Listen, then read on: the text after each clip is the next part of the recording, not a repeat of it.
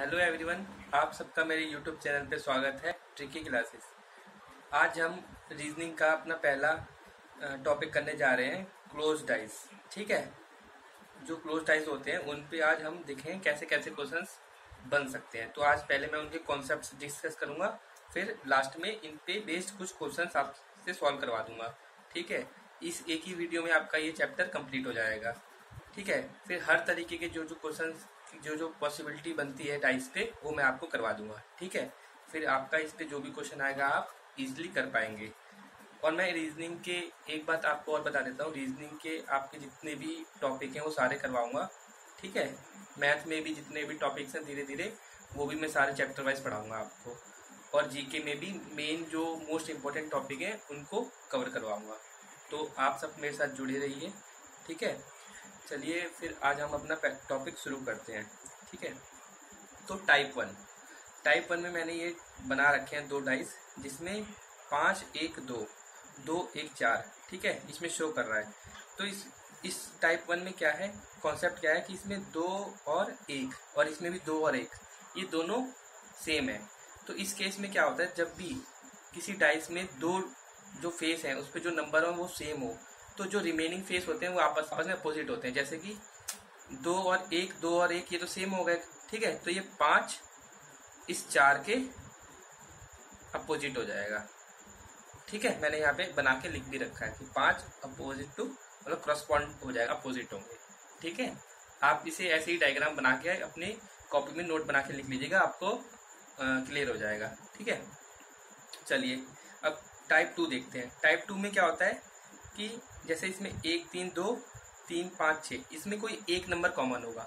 जैसे इसमें 3 number common है, ठीक है, दोनों डाइस में। तो इसमें क्या होता है, आप या तो इसे क्लॉकवाइज घुमा लीजिए या एंटी क्लॉकवाइज, मतलब जो नंबर कॉमन है उससे आप क्लॉकवाइज लिख लीजिए नंबर्स को, या एंटी क्लॉकवाइज। जैसे मैंने ये क्लॉकवाइज लिखा है 3 5 6 3 1 2 3 1 2 3 5 6। ठीक है, उसके बाद जब आप लिखेंगे इसे एक दूसरे के पैरेलल लिखना है, तो जो ये नंबर होंगे वो आपस में एक दूसरे के अपोजिट हो जाएंगे। ठीक है, और 3 बचा, तो 3 ये जब आपस में ये 1 के 5 और 2 और 6 आपस में अपोजिट हो गए, तो एक नंबर आपका कौन सा बचा, 4, वो 3 के अपोजिट हो जाएगा ऑटोमेटिकली। ठीक है, क्योंकि 6 नंबर होते ही हैं डाइस में। ठीक है, तो मुझे आशा है आपको क्लियर हो गया होगा ये वाला टाइप भी। ठीक है, इस पे मोस्टली आपके क्वेश्चन आते हैं। ठीक है, 90% क्वेश्चन इसी पे आते हैं, जो क्लोज डाइस पे क्वेश्चन आते हैं। ठीक है, तो इसको आपको ध्यान रखना है। फिर टाइप 3 में क्या होता है, आपको जैसे 4 वो दे दिए, डाइस दे दिए।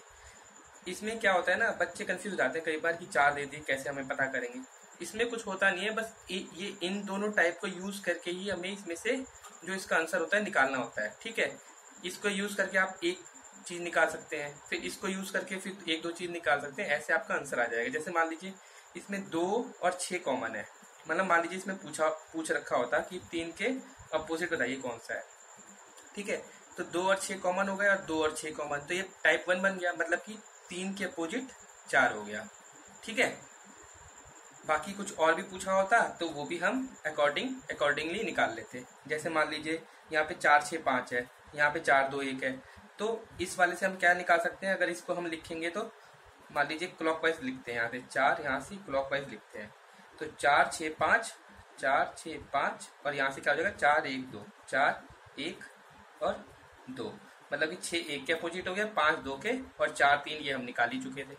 ठीक है, तो इसमें आप कंफ्यूज मत होइएगा, ये भी वैसे ही है, सिमिलरली ऐसे ही है, बस ये थोड़ा सा ऐसा दे देते हैं 4 टाइप, तो बच्चे कई बार कंफ्यूज हो जाते हैं। बस आपको ये दोनों टाइप यूज करने होते हैं और आपका आंसर जो भी होगा वो आ जाएगा।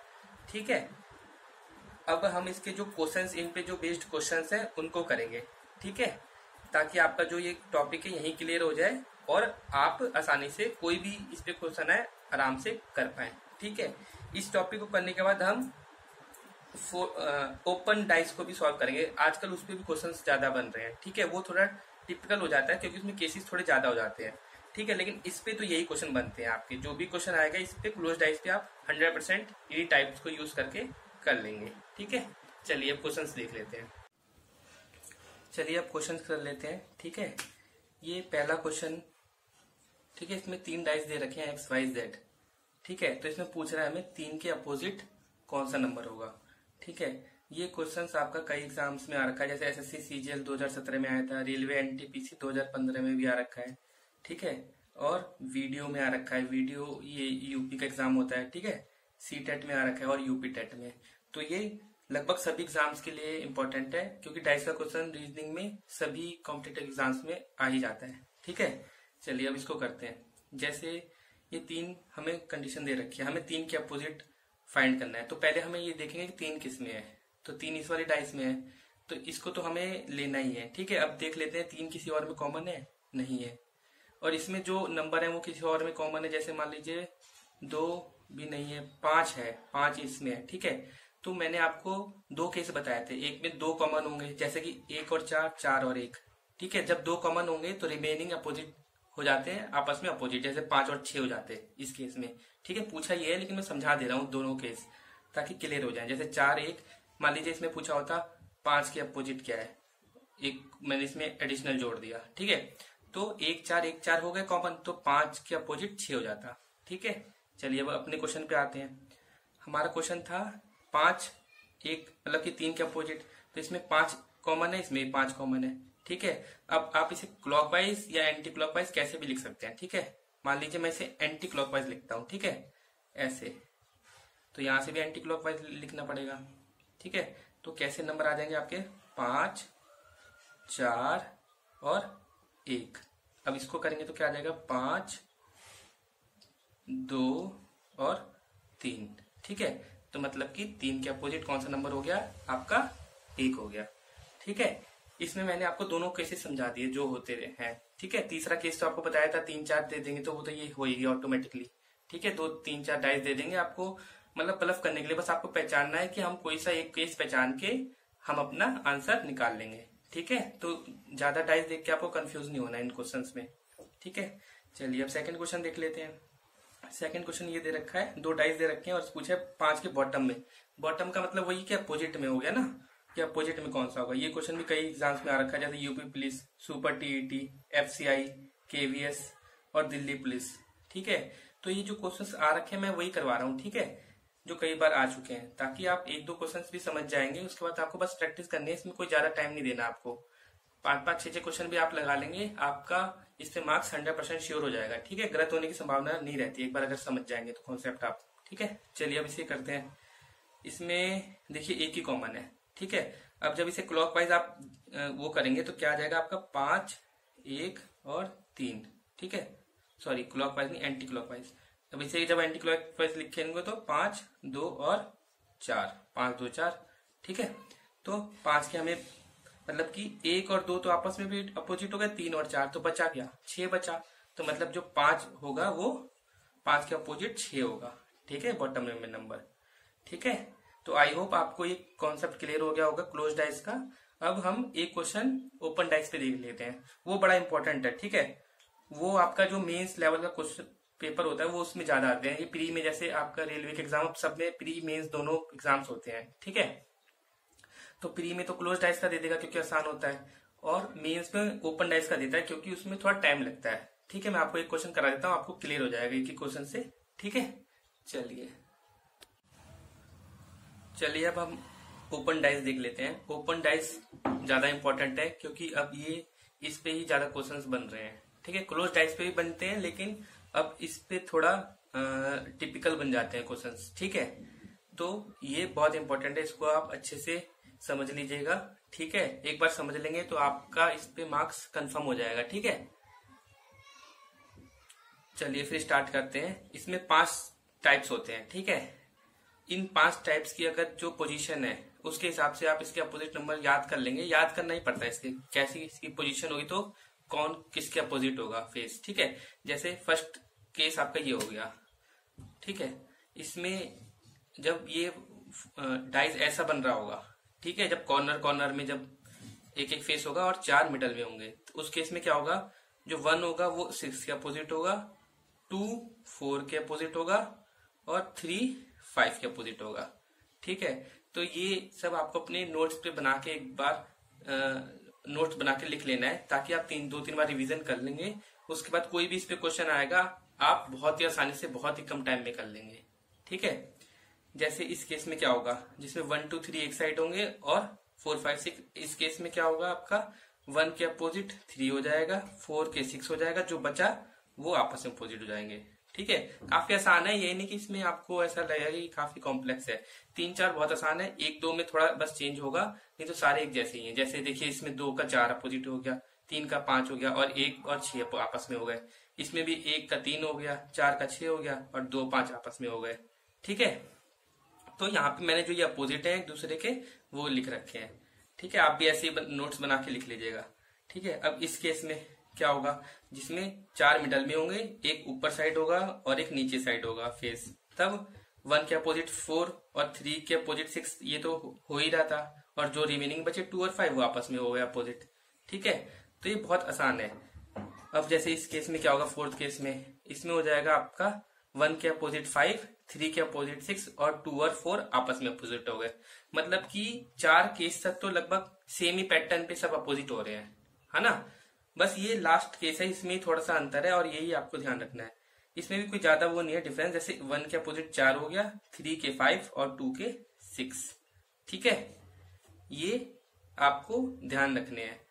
ठीक है, इस पे फिर कोई भी क्वेश्चन आएगा किसी भी फॉर्म में तो आपका क्वेश्चन कोई गलत नहीं होगा। बस आप एक बार देख लेंगे, एक कुछ क्वेश्चंस में इसमें करा दूंगा, प्रैक्टिस कर लेंगे तो आपका कोई क्वेश्चन गलत नहीं होगा।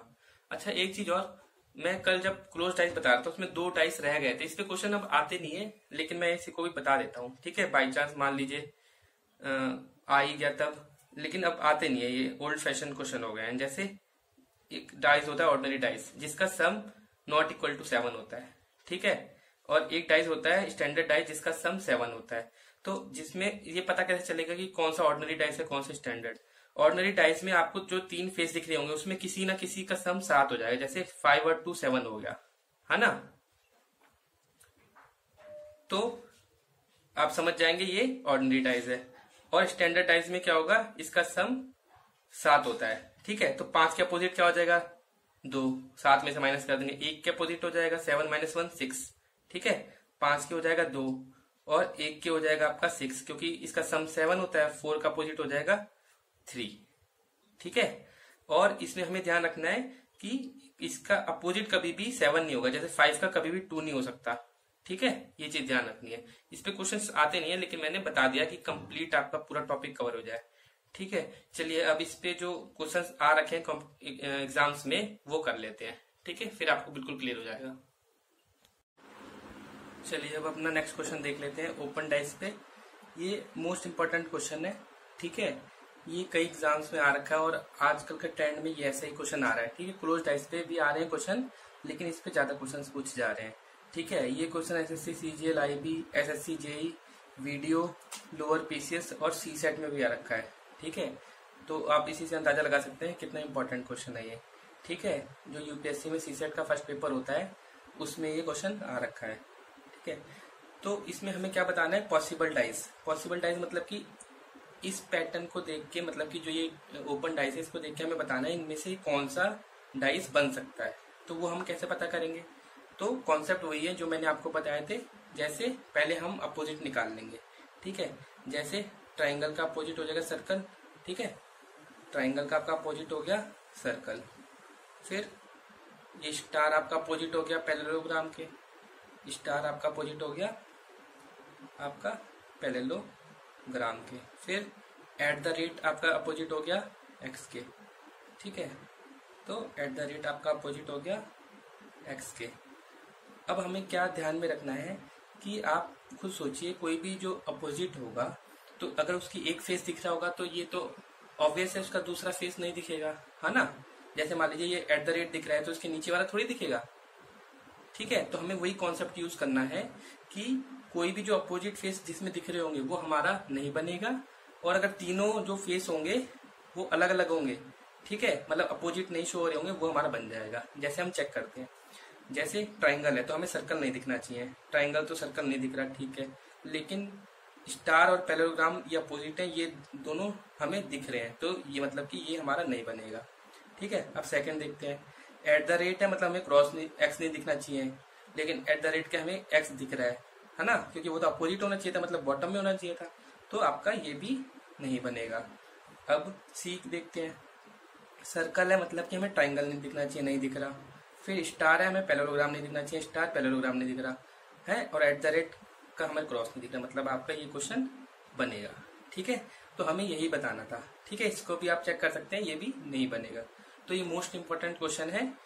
ये जो मैंने आपको कॉन्सेप्ट बताया है, बस आप उसे 5 मतलब कि 1-2 बार भी देख लेंगे और कुछ क्वेश्चन उस पर लगा लेंगे तो आपका, मैं आपको गारंटेड कह रहा हूँ कि आपको कोई क्वेश्चन गलती नहीं होगा। ठीक है, बस आप कोई सिली मिस्टेक ना कर दें, क्योंकि बहुत आसान टॉपिक है ये। ठीक है, तो आपको अगर मेरी वीडियो पसंद आ रही है तो अपने फ्रेंड्स लोग के साथ भी आप शेयर कर सकते हैं।